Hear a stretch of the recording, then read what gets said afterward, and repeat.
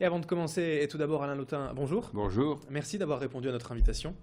Alors vous êtes professeur émérite d'histoire moderne, président honoraire de l'Université de Lille 3 et de l'Université populaire de Lille et auteur de nombreux ouvrages sur l'île, le Nord-Pas-de-Calais et l'histoire de l'île notamment. Ce livre, cet ouvrage, L'île, d'Isla à l'île métropole, paru en 2003.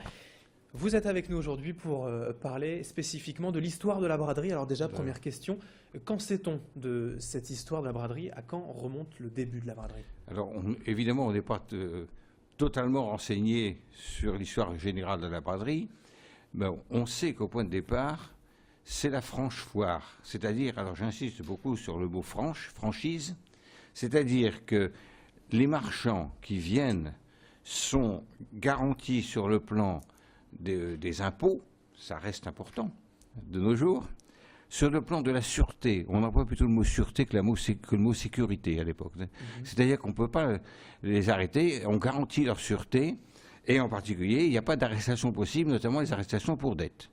Alors, ce qu'on sait, c'est qu'en 1127, on est certain qu'elle existait dans le cadre des franches foires de Flandre, avec Taurout, Ypres, Bruges et Messine.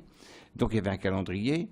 Le comte de Flandre a fait arrêter précisément une personne et la foule s'est révoltée et a chassé le comte, n'est-ce pas, de la ville parce que la sûreté était une garantie absolue pour les marchands. Mais à la base, c'était une foire plutôt commerciale, comparé à ce que l'on connaît aujourd'hui. Oui, bien sûr, nous sommes au XIIe siècle, et par la suite, c'est-à-dire que le système d'échange de marchandises se fait par le système des foires. C'est évident. Alors, qu'est-ce qu'on y vend exactement en dehors, bien sûr, des marchandises, notamment la laine, les tissus, etc. Bien sûr que les gens qui viennent là pour plusieurs jours viennent aussi pour s'alimenter et boire. Enfin, donc, il y a les deux. Alors, on va avoir par la suite une conjonction avec la fête des tisserands. Et ça, c'est fort important, parce que Lille est une très grande ville textile. On considère qu'au XVIIe siècle, la moitié de la ville vit du textile. Et les tisserands, les sailleteurs sont...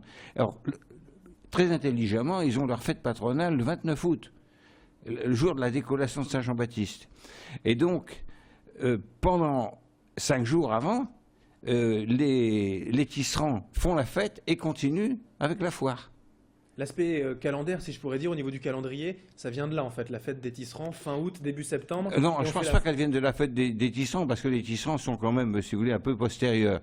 Le calendrier des foires, c'est comme celui des fêtes ou des UCAS actuellement, vous savez, ça s'inscrit dans un planning.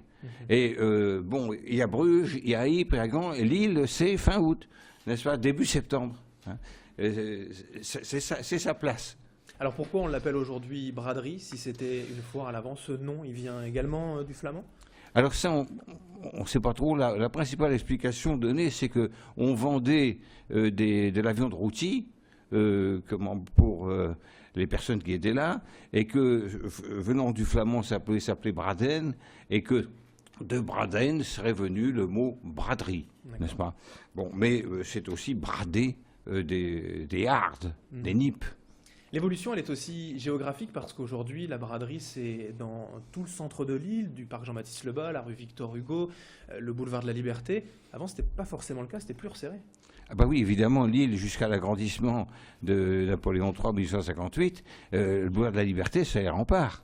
Et donc, vous êtes à l'intérieur de la ville. Le tableau de François Watteau, qui est à l'Hospice Comtesse de Lille, montre très bien que c'est c'est devant le théâtre, l'opéra, la Grand Place, etc., que se trouve là. Alors il faut savoir aussi que dans les circonstances exceptionnelles, on ne la faisait pas. En cas de peste, par exemple. Hein. Mais ou de guerre. Ou de guerre. Mais la peste est peut-être encore plus redoutable, parce que, bon, vous comprenez bien pourquoi, et on ne commerce pas, on ne fréquente pas une ville qui est déclarée pestiférée. Alors 1596, 1617. Alors la guerre, bien sûr, voilà. 1667, la prise de la ville par Louis XIV, c'est évident qu'on ne va pas faire la braderie à ce moment-là. Et l'évolution entre franche foire, donc foire commerciale, et plutôt la braderie des particuliers, le vide-grenier, cette évolution, elle se marque dans le temps également? On a des traces? Si vous voulez, on ne la voit pas particulièrement dans les textes, mais d'une part, le commerce des draps par la suite, avec l'évolution et du tissu, c'est fait par des voies tout au long de l'année. Bon, donc moins spécifiquement. D'autre part, des domestiques, des servantes, des valets sont autorisés à vendre les hardes de leurs patrons. Eux-mêmes vendent leurs habits, ce qu'on appelle la friperie. Et on voit au XVIIIe siècle, d'après le tableau de François Watteau, qu'on est déjà, si vous voulez, dans ce type de braderie telle qu'on peut la connaître. Alors par la suite, c'est Alexandre Desrousseaux qui, au XIXe siècle, nous en a donné, le père du petit Quinquin, qui nous a donné une très bonne description. Avec cette chanson? Alors avec une chanson, je vais, si vous voulez, vous la donner, mais je n'ai pas l'accent lillois. Amis, je vais vous conter le braderie. L'île, ce jour-là, n'est qu'à marquer, car tous ceux qui ont des vieuseries se dépêchent à s'en débarrasser. Les pauvres, les riches, vendent les biches, bonnets, giliers, mantiaux, coches, soriers, capiaux, capotes et courcheux, bottes. Et pour mieux dire, tous ces coups bien bradés. Les paysans sont les plus lestes à faire leur approvisionnement. Quand il vient chez Jean, vive le braderie, en reste au reste. Et ça, c'est un texte d'Alexandre Desrousseaux qui date? Qui date de la période de Desrousseaux, c'est-à-dire la deuxième moitié du XIXe siècle. Là où certainement la braderie dans sa forme actuelle s'est fixée finalement. Notamment. Alors dans sa forme actuelle, oui et non, parce que comme vous savez, elle a changé de jour assez récemment. Alors, c'est dans l'histoire récente. Oui, parce qu'avant, en fait, c'était plutôt du dimanche midi au lundi, avec un jour lundi qui était férié dans les grandes usines, les grandes entreprises du Nord. Aujourd'hui, on recule plutôt dans le Partout. week-end. Moi, compte tenu de mon âge, n'est-ce pas, j'ai fait et connu la braderie qui était celle qui commençait le dimanche et qui s'est terminée le lundi midi, généralement. Aujourd'hui, certainement, c'est pour des raisons pratiques qu'on a décalé. Oui, bien sûr, samedi pour profiter du week-end. le monde a changé, c'est évident.